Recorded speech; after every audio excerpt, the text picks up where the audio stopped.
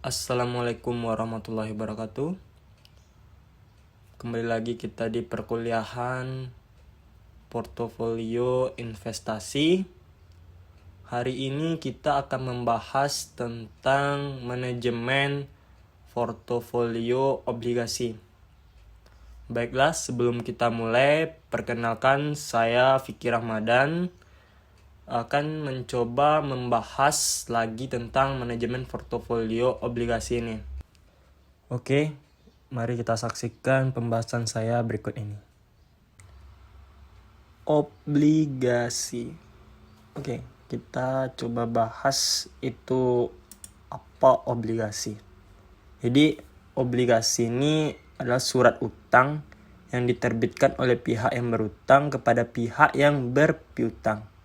Jadi, surat utang yang bisa dibeli dan pembeli akan mendapatkan keuntungan berupa bunga nantinya.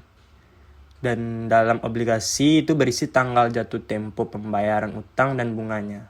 Bunga dalam obligasi disebut kupon. Nah, kupon ini wajib diberikan oleh penerbit obligasi terhadap pemegang obligasi. Selain itu juga, ada sih keuntungan dari berinvestasi dalam obligasi ini. Tentu ada, walau potensi untungnya tidak sebesar saham. Cuman obligasi lebih aman. Contohnya, kita akan mendapatkan kupon atau nisbah secara periodik dari efek bersifat utang yang dibeli. Tingkat kupon atau nisbah lebih tinggi dari bunga Bank Indonesia. Jadi, hal ini jelas sekali untuk keuntungan surat utang adalah lebih besar dari ketimbang deposito gitu. Itu kita juga keuntungan dari penjualan aset modal yang harganya lebih tinggi. Dan kemudian tingkat imbal hasil sudah diperhitungkan pada awal investasi. Jadi banyak pilihan seri efek bersifat utang yang bisa diperoleh oleh investor di pasar sekunder. Dan hal ini berakibat kepada efek yang dijual lagi oleh investor di Bursa Efek Indonesia. Jadi adapun kekurangan dari berinvestasi dalam obligasi ini, pertama, itu risiko likuiditas terhadap obligasi swasta maupun pemerintah.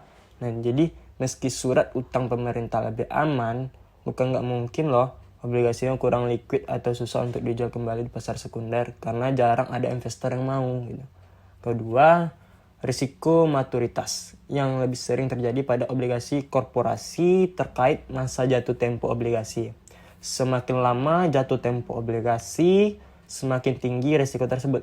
Nah, cara menyiasatinya, investor bisa meminta maturitas premium atau surat utang yang jatuh temponya lebih pendek, misalnya 3 tahun. Risiko default. Ya, jadi hal ini hanya terjadi pada obligasi korporasi. Obligasi korporasi nggak dijamin pemerintah. Nah, jadi investor harus menyadari risiko default atau gagal bayar seandainya perusahaan bangkrut.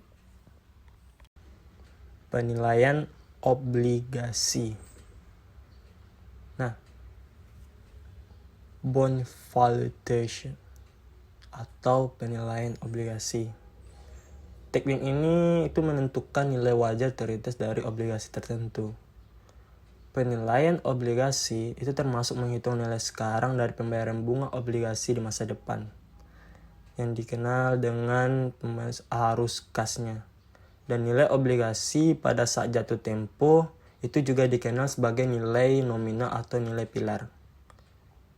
Karena nilai nominal obligasi dan pembayaran bunga ditetapkan, maka investor menggunakan penilaian obligasi untuk menentukan tingkat pengembalian yang diperlukan agar investasi obligasinya itu bernilai.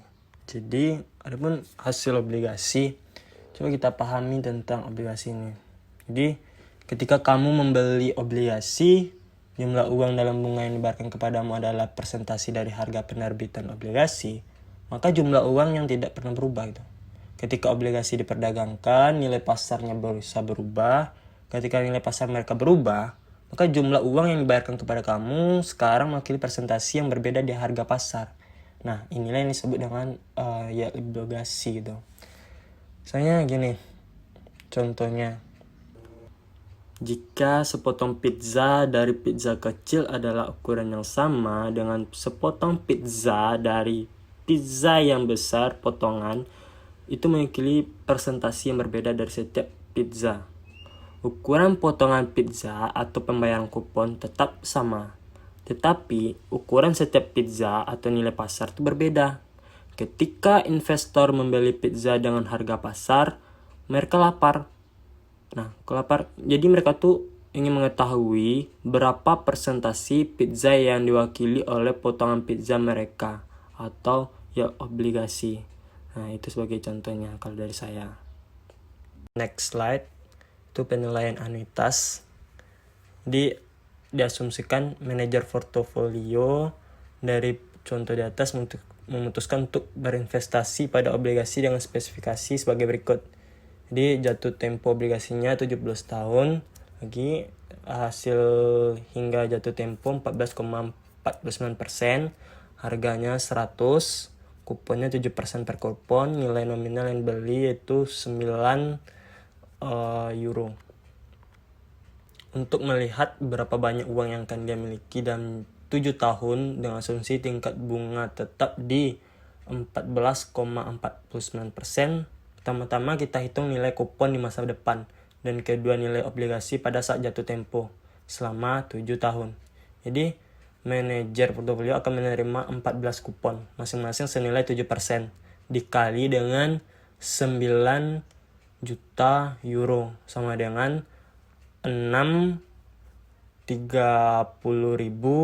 euro dengan asumsi bahwa uang ini ditempatkan pada deposito sebesar 14,49% setiap kali diterima. Nah, jadi jumlah yang akan terakumulasi di masa depan harus dihitung. Nah, jadi kita menggunakan rumus berikut, mana AF kurung 1 ditambah R tutup kurung N dikurang 1 dibagi dengan R, di mana AF ini adalah nilai masa depan dari anuitas, R itu adalah tingkat bunga setelah tahunan, N itu adalah jumlah kupon. Nah, jadi dapat kita lihat setelah kita gabungkan, ini berarti bahwa jika 630.000 euro diinvestasikan setiap 6 bulan selama 7 tahun, ia akan terakumulasi menjadi 630.000 euro dikali dengan 22,55 sama dengan 14.206.807 euro. Itu tergantung pembulatannya nanti lagi. Selanjutnya bunga majemuk. Jadi bunga majemuk ini adalah persentasi dari jumlah pokok termasuk semua bunga yang masih harus dibayar sebelumnya. Jadi ini merupakan jadi setiap periode perolehan bunga itu jumlah bunga yang ditambahkan ke pokok dihitung berdasarkan pokok ditambah bunga yang ditambahkan pada periode sebelumnya. Nah, jadi kita bisa menggunakan rumus yang telah saya sediakan pada slide PPT berikutnya. Contoh soal bunga majemuk. Jadi gini. Pertimbangkan situasi di mana seorang manajer portofolio itu menerima 9 juta. Dia berjanji untuk membayar kembali uang 7 tahun kemudian dengan bunga majemuk sebesar 14% setengah tahunan. Mengingat bahwa bunga dibayarkan setengah tahunan, tingkat bunga efektif tahunan adalah buka kurung 1 ditambah 0,07 tutup kurung dikali 1 buka kurung 1 ditambah 0,07 tutup kurung dikurang 1. Nah, hasilnya 14,49. Nah, rumus yang dipergunakan untuk menghitung jumlah yang harus dibayar dalam waktu 7 tahun yaitu S sama dengan P kurung 1 ditambah R tutup kurung kuadrat N, mana P tersebut adalah nilai investasi, S jumlah pada saat jatuh tempo, R suku bunga per tahun, N periode dalam waktu tahun.